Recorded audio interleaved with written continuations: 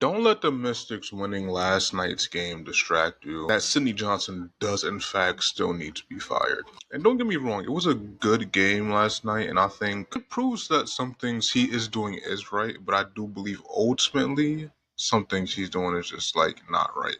If you don't know Sidney Johnson is the current head coach for the Washington Mystics. He's in his second year of head coaching for this WNBA team. We're going to get a little bit into his coaching history. In 2004, 2007, he was an assistant coach for Georgetown. I believe they went to the Big Ten. I'm not went to the Big Ten. I believe they won the Big Ten. I believe they went to the Final Four and lost. So, I gave him some credentials because I think he was assistant. I don't know what I said, but he was assistant coach there under John Thompson III, I believe. He was kind of known as a player development coach. Like, he was very good at player development. He ended up getting a job at Princeton, the college that I believe he went to. And he coached there from 2007 to 2011. They did go like 8-23, something like that. So it wasn't a great season, but as a first year head coach, sometimes that's what you expect. You don't expect them to come out the water, like just turn the program right around. That rarely happens. In 2009, they got up to 13 wins. In 2010, they got up to 22 wins. And then in 2011, they actually won the Ivy League and then had a NCAA tournament appearance. And within his time at Princeton, I think he's just building a reputation of being a very player development coach, a pretty decent coach. In 2011, he left Princeton to join Fairfield. And I don't know too much about Fairfield, to be honest. When he was there as a head coach for, I believe, 8 seasons, was 116 to 147. So, even though he wasn't winning games, he was like I said, he was known as player development, and he was like culture building there. And I think that's important for a coach. Like, yeah, you might not win a lot of games, even though that is a big ish. But it's like, bro, if I'm building a culture here and I can be known as his player development coach, I believe that's just as good as winning. Like, if I can't win games, at least let me develop some players or build a culture, team identity, something. After his coaching at Fairfield, he ended up transitioning to like USA basketball. He ended up coaching, I believe, the men's under-23 team, and ended up winning a gold medal there. So, to me, I don't really care about that. That's just more of like I don't know. To me, I just don't really care about that. But that's still, that's a stat for him. I'll give him that. Then 2024, he joined the Chicago Sky as an assistant coach, and then I would guess this is what got him the door for the following season to bring him in as a Mystics head coach. And then, here we are today. Like last year when I was watching, I didn't think he was like a bad head coach or anything. I just thought, the roster just didn't have a lot. Like I said, I feel like in the beginning of the season last year when we had Brittany Sykes, I believe we were good because I think Brittany Sykes was like that much of a good player. And we had Sonia Citron. Shakira Austin was coming back from like injury, I believe. And Kiki Arifin was still there. There was a lot of people there that was like made this team feel like a team. And I felt like that team had a little bit of identity of like an underdog. And, once we traded her away, that's when things kind of got kind of tricky for us. But this season, I think this is where, I don't want to say he's on the hot seat, but I could see his coaching struggles. To me, he has rotational issues. We're going to get into some stats about where this team is. This team is in the bottom of the league in a lot of places, a lot of important places too. So we have not one of the youngest, we have the youngest team in the league. I believe our average age is like 24.1. So like, yeah, we're pretty young. There's probably one or two people you can consider vets, which it's not good enough.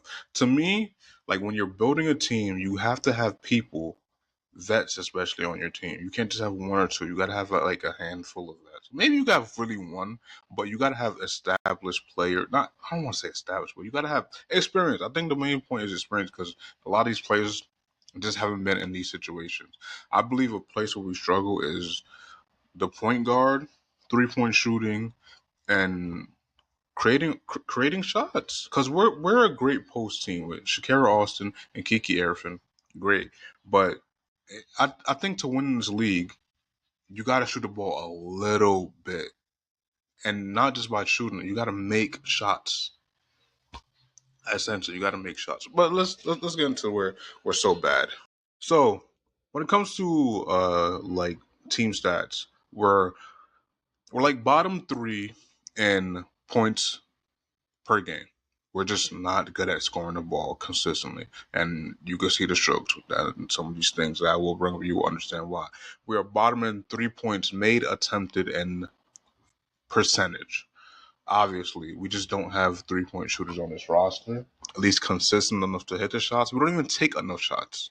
Like some teams average, I think like the Valkyrie averaged 30 a game, and we might put up like 16. That's just like, I'm not saying like it's a problem that we're taking such a low shot. Like we can't make them, so it is true. Why would we take as many if we can't? We know we can't make them. But I do believe you do got to up that. You still got to take the shots, because you got to just get those looks. I think somehow for a team this bad, we're actually top of the league, or at least like top three in the league in field goals attempted and made. Not field goals, free throws attempted and made. We get to the line a lot, but we also foul a lot too. We're like one of the most foul teams. Like we send people to the line a lot, as much as we do go to the line ourselves. So it's kind of a double-edged sword. We're obviously one of the top rebounding teams, because we have one of the best, in my opinion. I think we have the best big duo in the league. Like off the top of my head, I can't think of a better one that's active right now. I think once Bree Jones comes back to Atlanta and got injuries down there with her, I think that'll be one of the better ones too. But as of right now, I think we do have the best, undoubtedly. I don't think you could dispute that. We're big. Both of our bigs average a double double. They go for 20, what I feel like 20 and 10 any night they want to, if they just get consistent looks or consistent post touches. And we average the most turnovers in the league, and we also are bottom in assists. So, like I said, a combination of points, of low points, low 3-point makes attempted and percentage, bottom in assists, bottom and top in turnovers. When you combine like a lot of that stuff, it comes down to a team that is just young. And in my opinion, for me, most of the time is rotational issues. There's a lot of rotational issues. Like our first 3 games, I was like, okay, we're actually competing with teams. We're winning. That first game of the season, we beat the Temple by 3, I believe. I think it was 68-65, right? And cool. We beat them by 3. Expansion team, to me, I really like the sample. We could talk about it in a different video. But the starting lineup is Georgia Amon, Sonia Citron, Prosper, Arifin, and Austin, right? That's a lineup that I think works. I think Prosper does foul a lot. There's a couple games in these like there's a couple games she fouls out a lot. I think she's a good player, but boy, does she really like to foul. And that's a problem for your starting forward. That like if you're gonna foul, you really can't be in the game, because you're kind of gonna fuck with the rotation a little bit, because we can't really play you in the second quarter like that. You're gonna have 2 fouls in the first quarter. It's just tough. But I do like, but that lineup I really do like. That lineup I was like, okay, we have something here. Next game we faced the New York Liberty, a title favorite. Like people really think they're gonna win a championship. I'm one of those people who really think they could win a championship. I think they're going to. It's possible. I'll just say that it's possible. We lose to them by 5, 98-93, something like that. And I believe we only lost because there was a bad call at the end where they thought the ball hit off Sonia Citron's foot, but it really didn't. It really rolled out on someone. I forgot who it was. Probably like, I don't know. I can't even think about who it was. I can't remember that play. But the lineup stayed the same. And I think the only reason we lost that, people were going to say experience, but it had nothing to do with experience. It was a bad call by the ref. We could have, it went to overtime. We could have won in overtime possibly. And, I don't think the lineup issues was a big thing. I could go check the minute rotations, but in my opinion, it wasn't a big thing. Now, game against the Fever is a game I really like. It's a lineup I really like. We end up winning that game. Forget the score. To me, scores don't really matter. It doesn't really matter what the score was. It just matters wins, losses, and to me, what the point of me talking about this right now is rotational issues. To me, this is my favorite starting lineup. Georgia Amore, Sonia Citron, Cody McMahon, um, Arifin, and Austin. I think that lineup really worked, and it proved to work against once again a title favorite. I believe when you could compete with title favorites, it really shows something. It really shows that okay, you're trying to work towards something here, and to me, it works when you consistent lineups, people that have chemistry with each other. It works. Like throwing Cody McMahon to the starting lineup once again, pretty questionable. But when it works, I think you should stick with it until it doesn't work. And unfortunately, I don't think we've seen Cody McMahon in the starting lineup since this game. Don't know why, but we just haven't. And I think with those first three games is very telling that. Like it was culture building at that point. At that point, I'm with Sydney Johnson. I almost said Sydney McMahon. Holy shit. I'm with Sydney Johnson of them. He's saying like, oh yeah, building a culture and doing all that. I'm with him at that point. But when you don't have consistent lineups, it doesn't help. I think the next game when we face the Dallas Wings, one of our worst losses. But then again, I was off of a back to back, so not a lot of rest. Got to travel. I get that. Um, but it's just no effort on the team. I believe it's just no effort. Um, just yeah, I don't know if that's really rotational. It's cool. We kind of ran the same lineup from that Fever game. But I think that was just a fatigue thing. I don't think that was like a lineup issue or rotational issue. Maybe some people off the bench could have got more minutes. Like he keeps giving Prosper starter minutes in like a lot of games. Like she had 25 minutes in that Dallas game. I don't know if I agree with that. Like some starters only had 21 minutes, and I don't know. I don't know if I agree with like giving Prosper so many minutes because he's so foul heavy most of the time. And then the game against, which is video prompted, the game against the Storm, where we got like basically killed by 20, kind of cut it down towards the fourth quarter. It was garbage minutes, but most of the game down by 20. It was down by 20 at like halftime. Man. Really, really middle of the second quarter, we got down by 20. Kind of never recovered from that. Like, we gotta find a way to get like Lucy Olson more minutes, like Alex Wilson. We gotta find a way to get more rotational pieces that could fit. Like when I seen the starting lineup and they took Cody McMahon out the lineup and replaced it with Michaela Onyewere, I was like, I don't know about that, and I was kind of right to not know about that because it was a really bad game. It did like I don't know what happened. We kind of just got blown to water, no defense. It just seemed like nobody wanted to even play that game.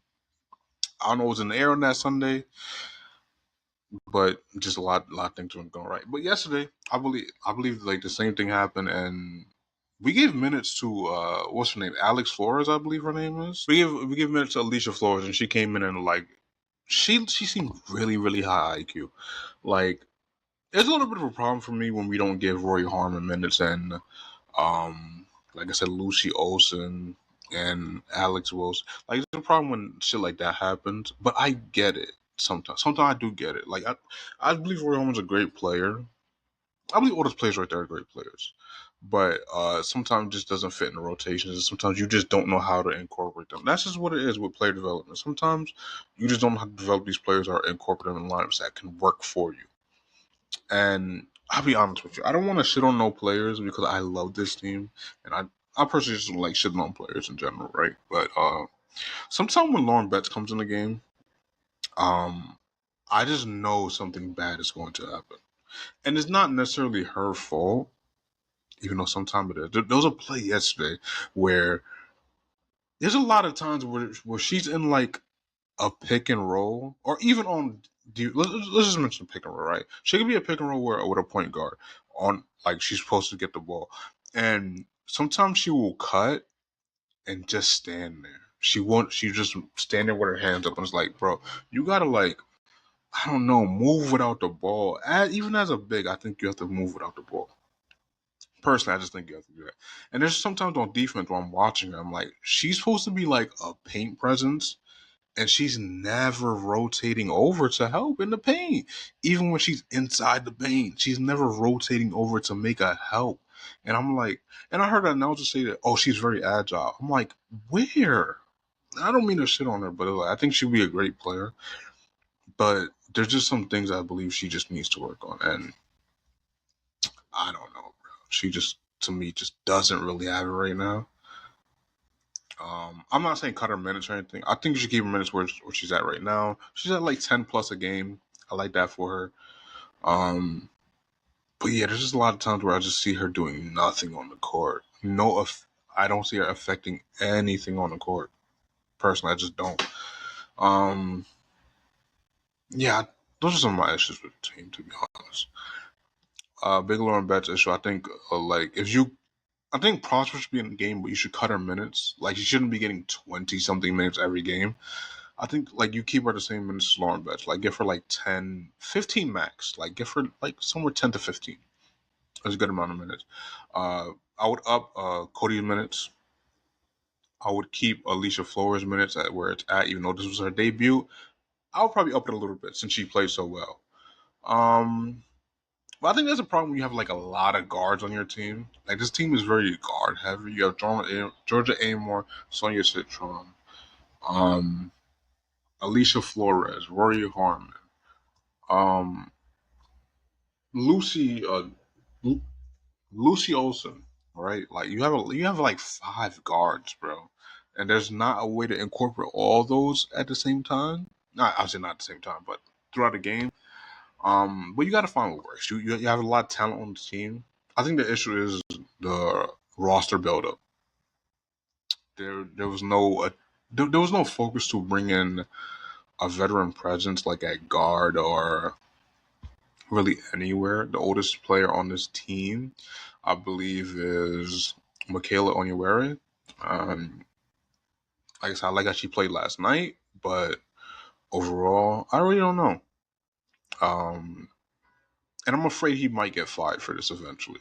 Like I think it'll work when it works, but eventually, this is not going to sustain because it's not his fault. It's primarily not his fault. He might not get fired. I don't know, but he does need to like get the rotations right. There's no injuries on the roster, so like you got to get it right. We'll see how this thing goes. We have a game tomorrow against the Sparks. I believe it's in LA. Sparks are going to be without Kelsey Plum, so we'll see how they do. They still got Ariel Atkins. Um, Still got Karen Brink over there. There's a couple people over there, but I still believe we could win. I think it'll be a little bit of an easier game than it would have been with Kelsey Plum, but um, we'll see if we can, get that done. But yeah, man, I don't know. Fixed rotations, you got to get better somehow, bro. But honestly, that's all from me today. If you guys did enjoy the video, be sure to leave a like, subscribe. I'll come back with more WNBA content. I kind of want to focus on Mystics, so I'll probably primarily make a Mystic video, but I don't know. I might make some like WNBA news video, like I seen Haley Van Lith got released again or waived again. I don't know. I keep saying released, but she got waived again. So who knows? Uh, my team definitely can't pick her up, bro. That's gonna be 6 guards. Jesus. Anyways, see you guys next video. Peace.